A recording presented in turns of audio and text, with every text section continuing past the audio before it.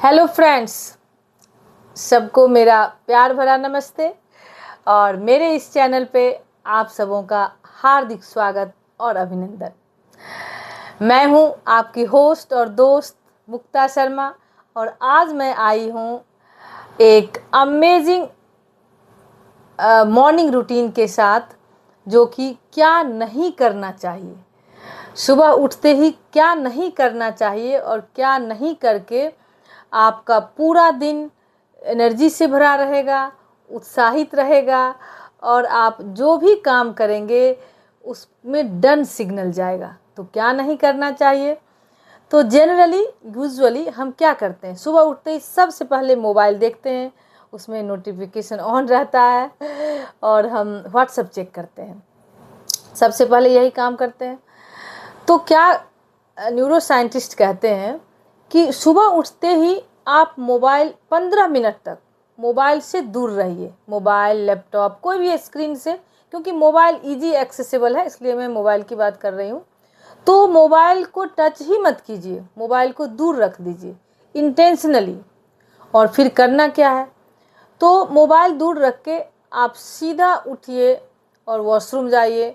Washroom जाके brush भी कर लीजिए साथ में, और उसके बाद ठंडे पानी से अपने फेस को वॉश कर लीजिए।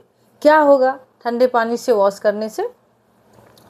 तो एक तो आपकी नींद खुल जाएगी और आपके जो सेल्स हैं, फेशियल सेल्स और टिश्यूज़ हैं, उसको एक सिग्नल जाएगा जग जाने का। तो आप पूरी तरह से जग जाएंगे और थोड़ा सा फ्रेशनेस फील होने लगेगा।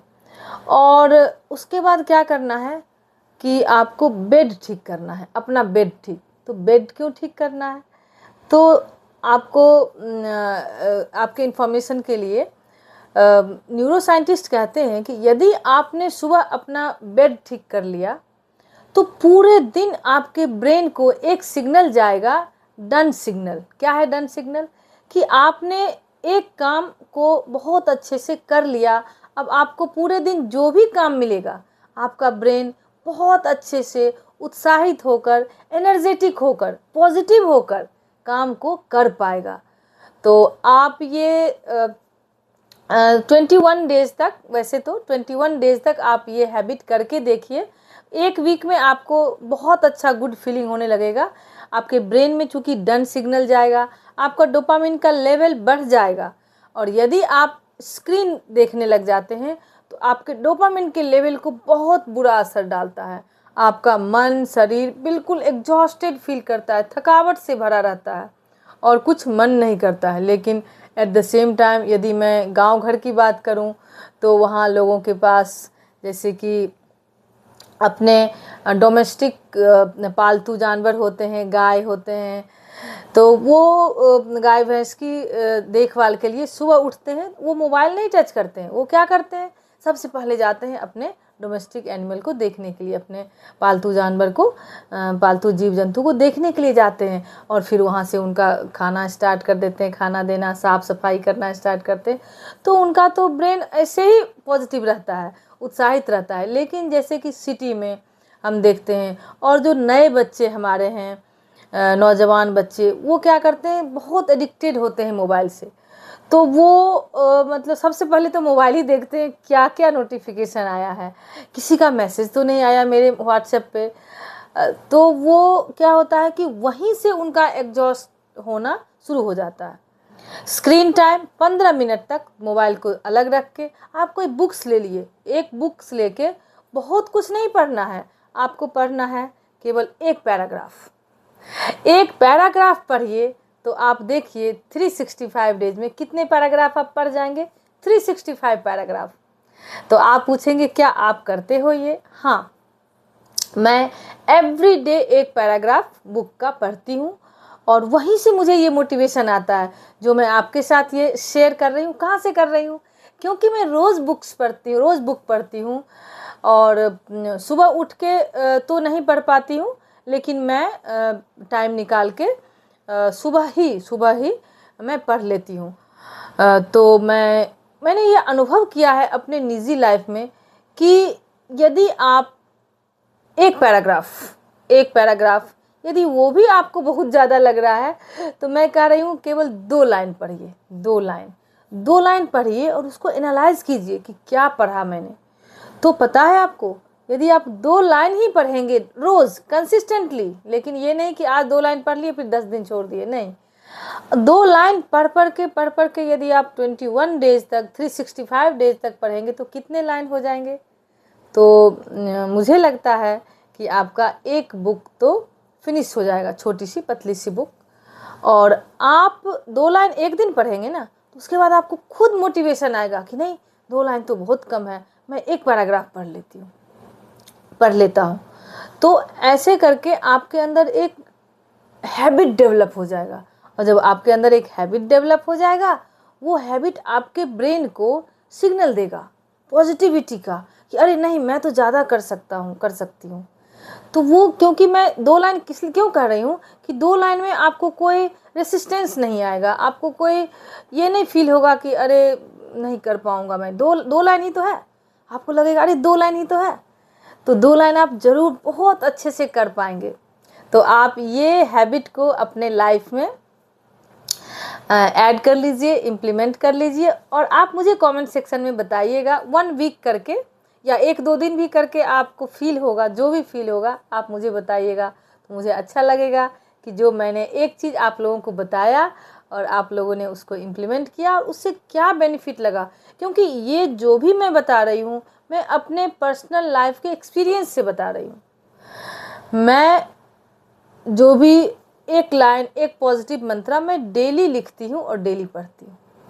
तो क्या होता है कि उसको एनालाइज करती हूँ, वो लगता है अरे नहीं ये तो बहुत अच्छा कह रहा है, तो वो उस पर मैं वर्क करती हूँ और उसके अकॉर्डिंग मैं अपना पूरा दिन पॉजिटिव रखती हूँ। दूसरे को भी मैं पॉजिटिव रखने में हेल्प करती हूँ, पॉजिटिव रहने में हेल्प करती हूँ।